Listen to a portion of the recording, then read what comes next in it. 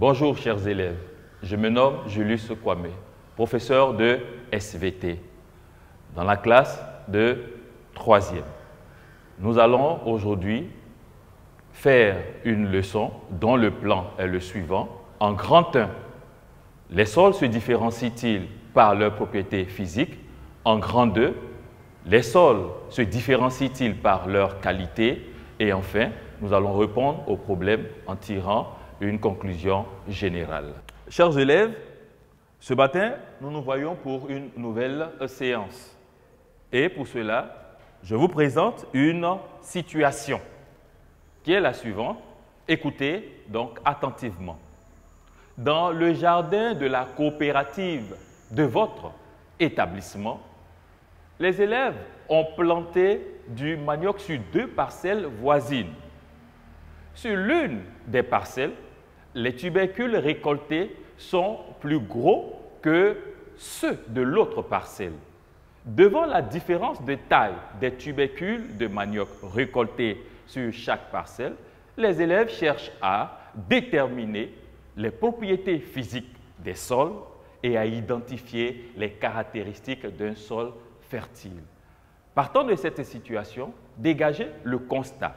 Alors, le constat est le suivant. Les tubercules sont de taille différente sur les 2 parcelles. Sachant que ces parcelles sont des sols, alors cela nous ramène à un problème que nous pouvons poser, qui est le suivant. Comment les sols se différencient-ils? Pour résoudre ce problème, nous allons émettre des hypothèses. La première hypothèse est peut-être que les sols se différencient par leurs propriétés physiques. Nous allons reformuler cette hypothèse sous la forme interrogative. Alors, cela nous donne en grand 1, les sols se différencient-ils par leurs propriétés physiques? Pour vérifier cette hypothèse, nous allons réaliser des activités. Mais sachant que les propriétés physiques sont nombreuses, nous allons essayer de voir quelques propriétés et de montrer comment les mettre en évidence. La première des propriétés physiques sera la perméabilité. Donc, en 1, la perméabilité.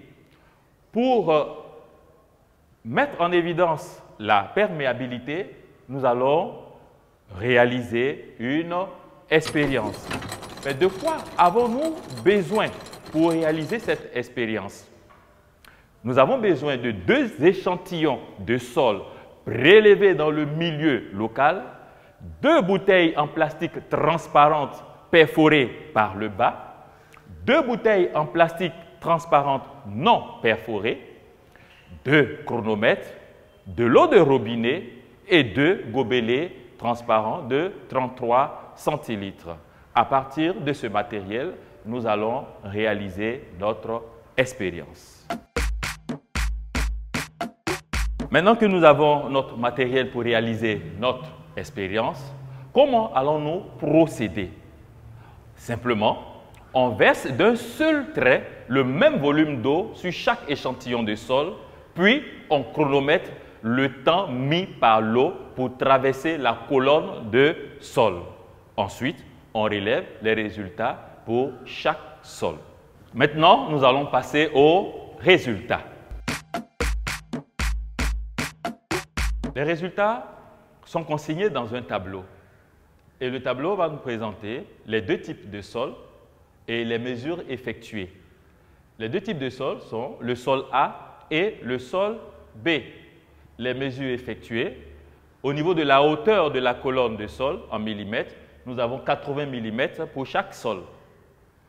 Le temps d'infiltration de l'eau en secondes, alors nous avons mesuré au niveau du sol A 75 secondes, au niveau du sol B 651 secondes. Nous allons passer à la vitesse d'infiltration de l'eau. Pour cela, nous faisons le rapport où nous divisons la hauteur de la colonne du sol par le temps d'infiltration. Pour le sol A, la vitesse d'infiltration est de 1,06 secondes, millimètres par seconde, pardon, et pour le sol B, la vitesse d'infiltration est de 0,12 mm par seconde. Nous allons analyser ces résultats. La vitesse d'infiltration de l'eau dans le sol A est plus élevée que celle de l'eau dans le sol B. Quelle interprétation pouvons-nous en faire? La vitesse d'infiltration de l'eau dans le sol A est plus élevée que celle de l'eau dans le sol B parce que le sol A laisse passer plus facilement l'eau que le sol B. En conclusion, le sol A est donc plus perméable que le sol B. Nous allons déduire la notion de perméabilité. La perméabilité d'un sol est l'aptitude ou la capacité de ce sol à se laisser traverser par l'eau. On va passer maintenant à l'activité d'application. Le tableau ci-dessous présente des mesures effectuées au niveau de 3 sols A, B et C. Nous avons les types de sols, sol A, sol B et sol C. Les mesures effectuées, le temps d'infiltration en secondes, la hauteur de la colonne de sol et ensuite, nous allons ensemble chercher à remplir les cases vides au niveau de la perméabilité. Alors la consigne complète le tableau à l'aide des valeurs suivantes. 1,05 mm par seconde, 0,83 mm par seconde et 1,66 mm par seconde. Comment on détermine la perméabilité d'un sol? Vous savez que nous avons vu tout à l'heure que pour déterminer la perméabilité d'un sol, on divise la hauteur de la colonne du sol par le temps d'infiltration de l'eau. Alors, en se basant sur ce principe, nous allons ensemble trouver la perméabilité du sol A. Alors, pour déterminer la perméabilité du sol A, nous allons diviser la hauteur qui est de 100 mm par le temps d'infiltration de l'eau dans ce sol, 60 secondes. Ensuite, pour le sol B, nous divisons 100, qui correspond à la hauteur de la colonne du sol, par 95 secondes, qui est le temps d'infiltration de l'eau dans ce sol. Pour le sol C, nous divisons 100 par 120. En ce cas, après avoir réalisé ces calculs, nous allons faire correspondre chaque valeur donnée à chaque type de sol. Ainsi, pour le sol A, nous avons 1,66 mm par seconde. Pour le sol B, nous avons 1,05 mm par seconde. Et enfin, pour le sol C, nous avons 0,83 mm par seconde. Nous allons voir une deuxième propriété physique du sol. Cette propriété est la porosité. Alors, en petit 2, la porosité. Pour mettre en évidence la porosité du sol, nous allons exploiter des résultats d'expérience. Mais comment on s'y prend? Alors, nous allons vous donner le protocole. On choisit une boîte cylindrique et on mesure son volume en procédant ainsi. On pèse la boîte vide, ce qui donne la masse M1. On remplit la boîte d'eau et on la pèse, ce qui donne la masse M2. On calcule ensuite le volume de la boîte, sachant qu'un gramme d'eau occupe 1 cm3, ce qui nous donne grand V égale à 1 cm3 fois, entre parenthèses, M2 moins M1. On prélève ensuite un échantillon de sol sans modifier la structure du sol. On laisse sécher l'échantillon de sol ainsi prélevé pendant au moins 10 jours. On prélève la boîte de sol. On pèse la boîte de sol sec, ce qui nous donne la masse M'1. On met un couvercle sous la boîte et une grille au-dessus et on immerge la boîte dans de l'eau pendant 15 à 20 minutes environ jusqu'à ce qu'aucune bulle ne monte en surface. On retire la boîte en empêchant l'eau de s'égoutter. On pèse la boîte avec l'eau qu'elle contient, ce qui nous donne la masse M'2. On calcule le volume de l'eau qui a pris la place de l'air en faisant la différence M'2 moins M'1. On détermine la porosité du sol en calculant le pourcentage de volume d'eau par rapport au volume de la boîte vide. Ainsi, la porosité d'un sol nous donne 1 cm3 fois M'2 qui représente la masse de sol saturé d'eau moins M'1 qui représente la masse de sol sec, le tout multiplié par 100 divisé par le volume. Alors pour le résultat, nous avons réalisé au niveau de ces résultats, nous avons consigné les résultats dans un tableau au niveau des deux sols, sol A et sol B. Les mesures effectuées, la masse de boîte vide, 90 grammes pour chaque boîte. La masse de boîte pleine d'eau, 990 grammes. La masse de la boîte et du sol sec, M'1 qu'on avait appelé, 1400 grammes pour le sol A et pour le sol B, 1500 grammes. Et nous avons la masse de la boîte et du sol saturé d'eau, M'2, sol A, 1700 grammes, sol B, nous avons pesé 1750 grammes.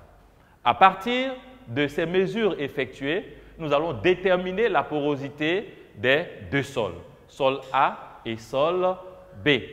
Alors, au niveau du sol A, la porosité, à l'aide du calcul que nous avons effectué, au niveau du sol A, nous avons 33,33%. Au niveau du sol B, nous avons 27,77%. Quelle analyse peut-on faire de ces résultats? La porosité du sol A, comme nous le voyons, 33,33%, est plus élevée que celle du sol B, 27,77%. Quelle interprétation peut-on en faire? Le sol A, bien sûr, a une porosité plus élevée que celle du sol B parce qu'il a plus d'espace vide entre ses particules solides. En conclusion, le sol A est plus poreux que le sol B. Qu'est-ce que nous pouvons déduire de la notion de porosité? La porosité d'un sol est le volume total des espaces laissés libres entre les particules solides de ce sol. Nous allons voir une troisième propriété physique du sol, la capacité de rétention en eau. Nous allons pour cela exploiter des résultats d'expérience. Alors, le protocole est le suivant. On laisse égoutter le sol saturé d'eau pendant 20 à 30 minutes. On pèse à nouveau la boîte, ce qui nous donne la masse M'3. On calcule le volume d'eau que le sol est capable de retenir en faisant la différence M'3 moins M'1. On détermine alors la capacité de rétention en eau de ce sol en calculant le pourcentage de ce volume d'eau retenu par rapport au volume de la boîte vide. Ce qui nous donne la formule suivante. 1 cm3 fois, entre parenthèses, M'3 qui est la masse de sol égouttée moins M'1 qui est la masse de sol sec. Le tout multiplié par 100 divisé par le volume.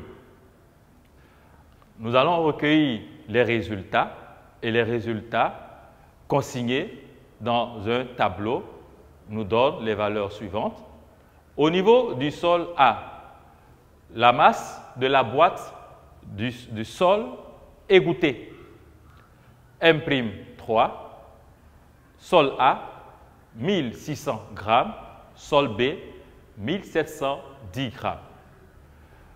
Nous allons déterminer la capacité de rétention en eau de ces deux sols à partir de la formule que nous avons donnée tout à l'heure.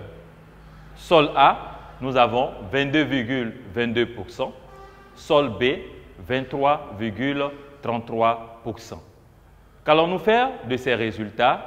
Nous allons les analyser. Nous voyons, nous constatons que la capacité de rétention en eau du sol B, 23,33%, est légèrement plus élevée que celle du sol A, 22,22%. Qu'allons-nous faire de ces résultats recueillis? Nous allons les analyser. Alors, qu'est-ce que nous constatons? La capacité de rétention en eau du sol B est légèrement plus élevée que celle du sol A. Nous allons interpréter ces résultats. Les sols A et B ont pratiquement les mêmes capacités de rétention en eau parce qu'ils ont des particules de même nature. En conclusion, les deux sols ont à peu près la même capacité de rétention en eau. On en déduit la notion de capacité de rétention en eau comme étant la quantité d'eau retenue par ce sol après égouttage. En conclusion, nous pouvons dire que les deux sols ont à peu près la même capacité de rétention en eau. La capacité de rétention en eau d'un sol est la quantité d'eau retenue par ce sol après égouttage. Nous allons voir une quatrième propriété physique du sol, la capacité en air. Alors, en petit 4, la capacité en air. Nous allons exploiter à nouveau des résultats d'expérience. Mais comment nous devons procéder? On calcule le volume de vide présent dans le sol en faisant la différence M'2 qui est la masse de sol saturé moins M'3 qui est la masse de sol égoutté. On détermine la capacité en air de ce sol en calculant le pourcentage de ce volume de vide par rapport au volume de la boîte vide. Ce qui donne la formule suivante, 1 cm3 fois, entre parenthèses, M'2 moins M'3, le tout multiplié par 100 divisé par le volume. Résultat, mesure effectuée, type de sol. Au niveau du sol A, la capacité en air est de 11,11%. Au niveau du sol B, la capacité en air est de 4,44%. Qu'allons-nous faire des résultats ainsi recueillis? Nous allons les analyser. Alors, on constate que la capacité en air du sol A est plus importante que celle du sol B. Quelle interprétation peut-on en faire? Simplement, le sol A a une capacité en air plus élevée que celle du sol B parce qu'il a plus d'espace libre que le sol B. En conclusion, le sol A a une capacité en air plus importante que le sol B. La capacité en air d'un sol est le volume d'air contenu dans les espaces libres de ce sol. En conclusion, pour avoir fini de vérifier la première hypothèse, nous pouvons dire que les sols se différencient par leurs propriétés physiques que sont la perméabilité, la porosité, la capacité de rétention en eau et la capacité en air. Merci.